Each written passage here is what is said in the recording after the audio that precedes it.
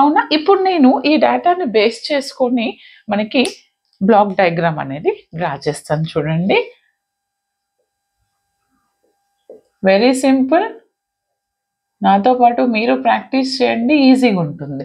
First మనకి తెలుసు generalized ఇదేంటిది, this is my 4/1 multiplex, right? 4/1 mux అని కూడా అనొచ్చు బేట, రైట్? ఇక్కడ ఎన్ని ఉన్నాయండి? n ఈజ్ ఈక్వల్ టు 2 అయినప్పుడు సెలెక్షన్ లైన్స్ ఎన్ని ఉంటున్నాను నేను ఇక్కడ? 2. అంటే how many selection lines here? 2. These two are selection lines. I need to consider S0 and S1. Selection lines. Then how many number of inputs? n equal to 2 అయినప్పుడు ఇక్కడ 2 power n plus లో ఏముంది? 4 ఉంది.